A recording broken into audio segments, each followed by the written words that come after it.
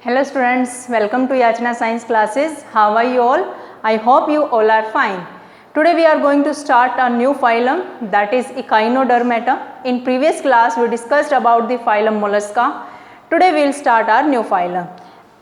So Echinodermata word has its own meaning. Echino word means spiny. Clear? Dermata, derm means skin. So this phylum include those animals which are spiny skinned, जिनकी body पर spines होते हैं. Spines वो चुभने वाले कांटे नहीं है, but these are like spines. Clear? If you talk about habitat then all are marine. Echinodermata में जितने भी एनिमल्स हैं सभी मरीन हैं. 3 ही ऐसे फाइलम हैं जो एक्सक्लूसिवली मरीन एनिमल है जिसके अंदर. And what are these 3 phylums? Like first one is Ctenophora, Echinodermata and Hemichordata. I told you earlier also that these 3 phylum are there which are exclusively marine.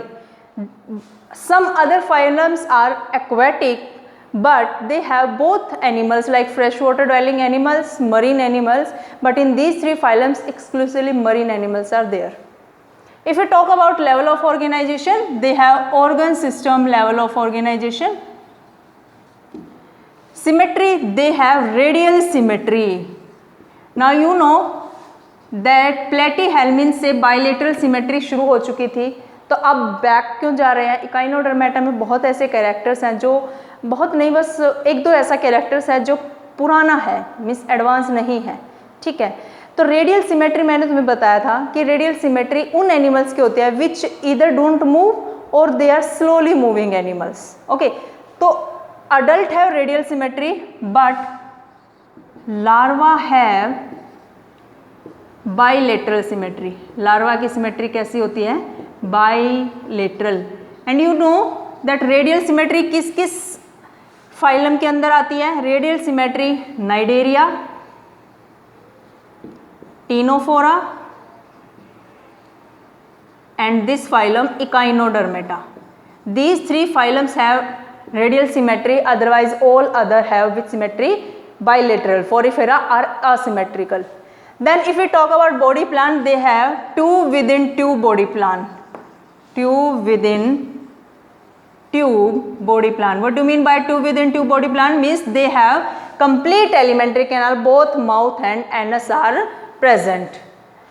If we talk about coelom, they are coelomate. These animals are coelomate and they have enterocoelom. Means इनके अंदर advance coelom आ गई है. अभी तक जो coelomate animals थे उनमें schizocoelom थी, एंट्रोसीलोम नहीं थी. Now in Echinodermata enterocoelom is there. If you talk about germ layers, they are triploblastic. Means they have 3 germ layers: ectoderm, mesoderm, endoderm. Some students are those who are attending only today class that today's class से पहले, आज से पहले किसी ने मेरी class attend नहीं की है तो उन्हें थोड़ा अजीब लग रहा होगा कि ये वर्ड्स क्या क्या हैं. Then you can go to first और second class of this chapter. Basis of classification are there, there you can learn the things that what are the basis of animal kingdom. Clear? So ये सब basic features हैं. कुछ हम इसके जो characteristic feature है phylum के उनकी बात करेंगे. You can take screenshot, then will discuss next things. Done. Now Echinodermata के कुछ कैरेक्टरिस्टिक फीचर्स की बात करते हैं with the help of diagram. See, firstly I will make one starfish. बड़ी सी स्टारफिश बना लेते हैं.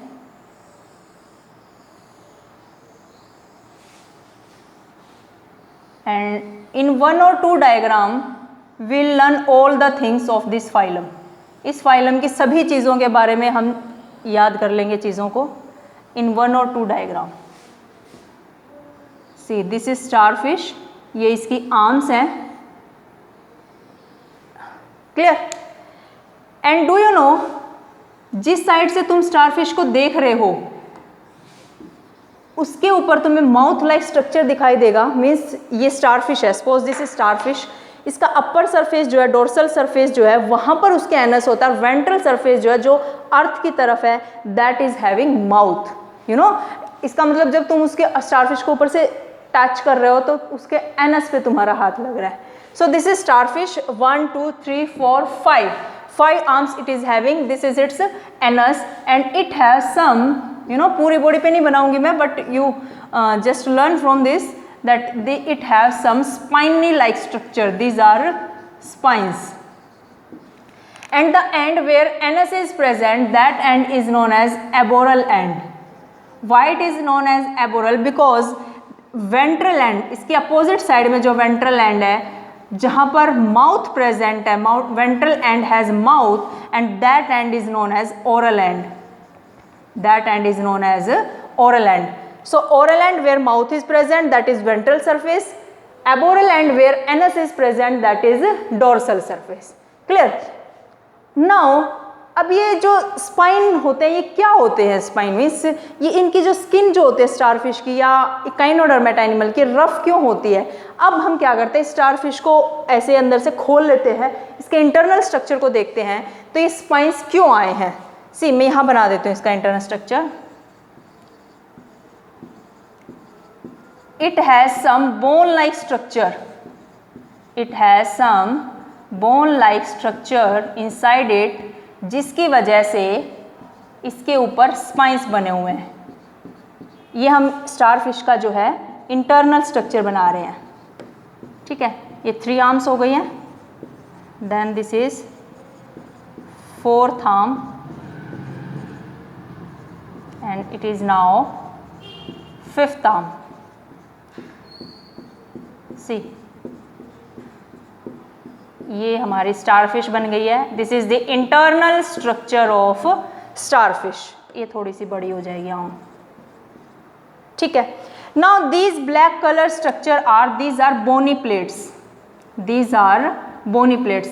Like we have endoskeleton of bones which are made up of calcium, starfish also have, Echinodermata phylum also have calcareous shell. Calcareous shell means calcareous endoskeleton, and वो endoskeleton में bony plates present होते हैं, and these bony plates are joined by muscles. ये जो bony plates हैं इनको कौन join कराता है? ऐसे किससे join होते हैं ये? These are joined by muscles like this. ठीक है, मैं सभी नहीं बनाऊंगी बट समझ जाओ कि these bony plates are joined, these are joined by muscles. इनको कौन join करती है? muscles. and these muscles provide flexibility.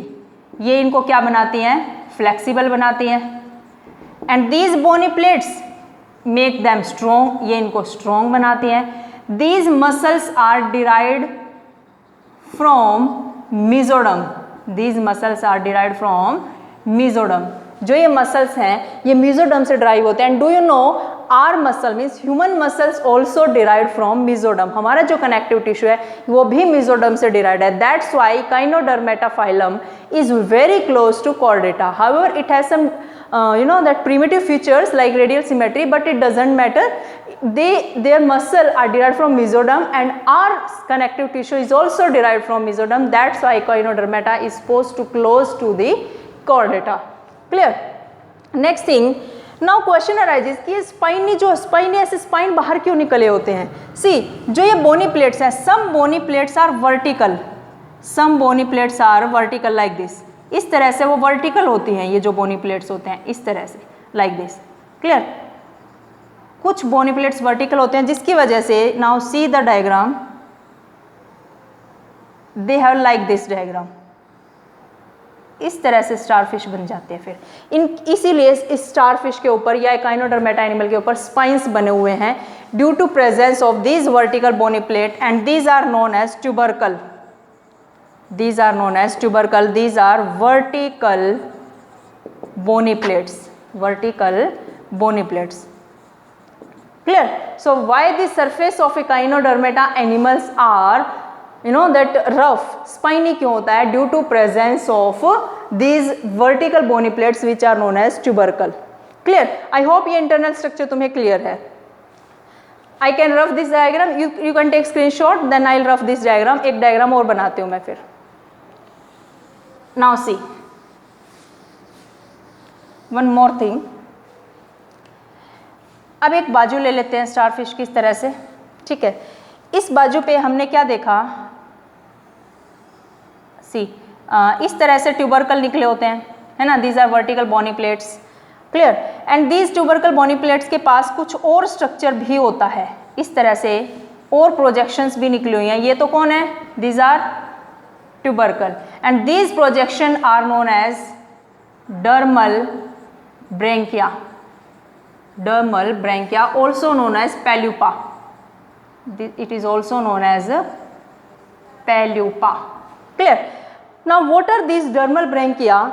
These are projections of coelom, these are projections of coelom, means coelom बाहर की तरफ निकली होती है, and it contain coelomic fluid, इसके अंदर क्या प्रेजेंट होता है, coelomic फ्लूइड प्रेजेंट होता है। These dermal branchia help in respiration, किस में हेल्प करते हैं, ये रेस्पिरेशन में हेल्प करते हैं। Do you know this starfish और this Echinodermata have no respiratory system, general body surface is responsible for respiration, clear. Some more structure are present like इस तरह से स्ट्रक्चर प्रेजेंट होता है, लाइक दिस, ठीक है। This structure are known as pedicellariae, pedicellariae. Now what are these pedicellariae, see these pedicellariae help to clean the body, ये starfish की Echinodermata जो फाइलम है, इन एनिमल्स की बॉडी क्लीन करने के काम आता है। बॉडी क्लीन करने का मीन्स इनके पास ना कोई रेस्पिरेटरी स्ट्रक्चर है, ना ही कोई एक्सक्रीटरी स्ट्रक्चर है, means general body surface is responsible for respiration as well as for excretion. So general body surface बड़ा गंदा हो जाएगा, वहां पर बहुत सारी चीजें लगी होंगी। So to clean this general body surface pedicellariae structures are present, so these are used to clean body surface, ये इनकी बॉडी क्लीन करने के काम आते हैं। Some more structure are there, ये जो मैंने जो ये स्टारफिश है, इसका ये डोर्सल सरफेस है, इसके वेंट्रल सरफेस की तरफ इस तरह से प्रेजेंट होते हैं कुछ structures, thousands of structures are present and these structures are known as here tube fit, जिसकी हेल्प से स्टारफिश चलती है। These are tube fit, thousands of structure are there. Tube fit help in locomotion, also they help in respiration, respiration में भी help करते हैं, locomotion में भी हेल्प करते हैं। मीन्स डर्मल ब्रैंकिया भी रेस्पिरेशन में हेल्प करते हैं, ट्यूब फिट भी रेस्पिरेशन में हेल्प करती है, tube feet also help in locomotion, clear. I hope ये जनरल बॉडी सरफेस तुम्हें क्लियर है स्टारफिश का। You can take screenshot, then will do very important topic now. Done, okay. Now very important topic of Echinodermata phylum is that water vascular system, water vascular system, it is also known as ambulacral system, ambulacral system. Now see, starfish के अंदर Porifera की तरह कुछ छेद होते हैं, pores होते हैं, उनके थ्रू वो वाटर अंदर लेती है, अपनी पूरी बॉडी में सर्कुलेट करती है और फिर उसको आउट निकाल देती है, बाहर निकाल देती है, ठीक है। उन्हीं चीज़ों को हम पढ़ते हैं। See it is pore like structure, it is known as क्या नाम होता है इसका, मेड्राइट, कुछ इस तरह से नाम है, let me see one time, madreporite, या I was correct, madreporite, this structure is known as madreporite. इसके बाद ये एक कैनाल में एंडिंग हो जाती है इसकी, this is one canal and this canal is known as stone canal, it is known as stone canal. Now one more canal is there, it is ring shaped structure, so name is also ring canal, इसका नाम भी क्या है, ring canal. After this some more canal are there which go in each arm, हर एक arm में ये canals चली जाएंगी, like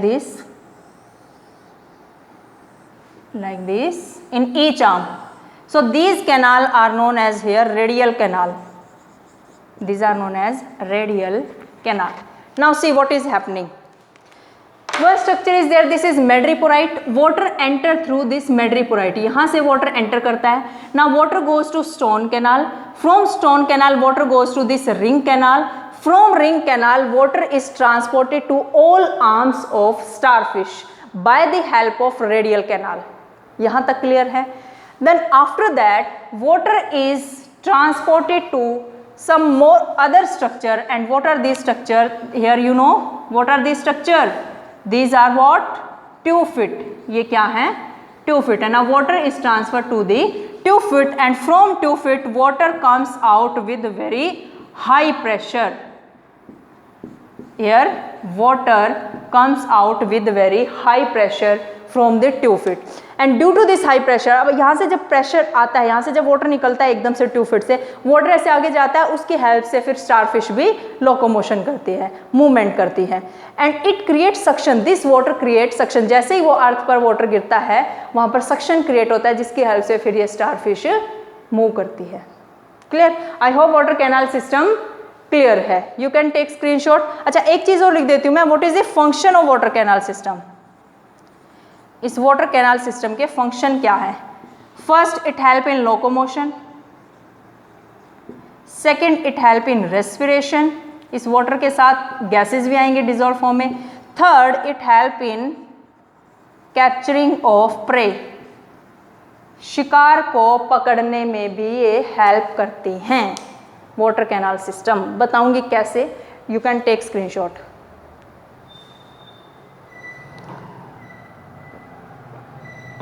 Done. Now we'll see how starfish catch the prey. वो कैसे अपने प्रे को कैच करती है, अपना फूड कैच करती है. एनसीईआरटी में जो लाइन लिखी है वो ये लिखी है कैप्चर ऑफ फूड. वो अपना फूड कैसे पकड़ती है. Now see, ये एक मसल है. This is muscle. बाइवेल्विया हमने मोलस्का में क्लास की थी. बाइवेल्विया. बाइवेल्विया मीन्स सी, एक मोलस्का एक एनिमल है, उसमें एक एनिमल है बाइवेल्विया. इस तरह से वो स्ट्रक्चर होता है. इस दो कवरिंग के अंदर वो जीव प्रेजेंट होता है, वो एनिमल प्रेजेंट है. ये मसल है, फ्रेश वाटर एनिमल. ठीक है. Now starfish is there. वो आती है, अपने आर्म्स इस तरीके से इस पर लगा देती है. This is it's ventral surface, it is its mouth. ठीक है. With the help of its arms starfish, with the help of its arms and tube fit, starfish open this muscle. इस मसल को खोलती है क्योंकि इसके अंदर इसका खाना है. And with the help of mouth, अपनी एलिमेंट्री कैनाल को, अपने स्टमक को माउथ से बाहर निकालती है और मसल के अंदर ऐसे ले जाके वहीं से ईट कर लेते हैं और उसको खा जाती है उस एनिमल को. ठीक है. This is the way how starfish catch its prey. Clear? So water canal system ने ही हेल्प किया. वाटर कैनाल सिस्टम ने कैसे हेल्प किया है? क्योंकि वहीं से ही सक्शन क्रिएट हुआ है, जिसकी हेल्प से ट्यूब फिट ने और इसके आर्म्स ने मसल को पकड़ा है, जकड़ा है, होल्ड किया है. Now last thing is reproduction. Reproduction. Starfish is dioecious, not starfish. Echinodermata animals are dioecious, means sexes are separate. You know dioecious condition Ascaris से, Ascahelmin से start हो गई थी और फिर मिक्सिंग आ गई थी एनेलिडा में. मोनोशियस भी थे, डायोशियस भी थे. आर्थ्रोपोडा टिपिकली डायोशियस थे. उसके बाद हमने मोलस्का किया और अब इकाइनोडर्मेटा में सभी के सभी क्या हैं? डायोशियस हैं. एक्सटर्नल फर्टिलाइजेशन होता है. I told you earlier that जो एक्सक्लूसिवली मरीन एनिमल्स हैं उन सभी में एक्सटर्नल फर्टिलाइजेशन होता है. Indirect development, many larva are present. Many larvae are present. Indirect development. Let me take another marker. Free swimming larva होता है इनमें. कैसा लार्वा होता है? Free swimming larva. Clear? I hope about reproduction things are clear. Let me give now examples of Echinodermata phylum. Examples of Echinodermata phylum. First example is Asterias. Asterias. Second is Antedon. Asterias common name is star fish, अभी तक हम जिसकी बात कर रहे थे वही एस्टीरियास है, स्टार फिश है। Antedon is sea lily, sea lily. Antedon antenna की तरह इसकी आर्म्स होती हैं, बाजू होती हैं, इस तरह से तुम याद कर सकते हो, लाइक दिस, जैसे ये ऐसे एंटीना है, ठीक है। उसके बाद आता है Ophiura, it is known as brittle star, it is known as brittle star. ये बिल्कुल स्टार फिश की तरह दिखता है, बस डिफरेंस इतना है कि स्टार फिश में जो ये सरफेस है ये थोड़ा ज़्यादा होता है, बाजुएं छोटी होती हैं। ओफ्यूरा में सेंट्रल जो पार्ट है वो बहुत छोटा सा होता है और बाजुएं थोड़ी लंबी लंबी होती हैं। Next is Echinus, it's common name is sea urchin, it's common name is sea urchin. I hope one more example is left, कौन सा बचा है? Yes, Cucumaria, Cucumaria, it is known as sea cucumber. This animal is used as street food by Chinese man, Chinese जो होते हैं, China man जो होते हैं वो इसको स्ट्रीट फूड के तौर पे यूज करते हैं कुकुमेरिया को। So phylum Echinodermata is completed. In next class will start with Chordata, non chordates हमारे हो चुके हैं, हेमिकोर्डेटा भी हम करेंगे। And I hope today's content is clear. If you really like my teaching style, if you really like my lecture, then please press like button, and for upcoming videos please subscribe my channel also. Thank you everybody.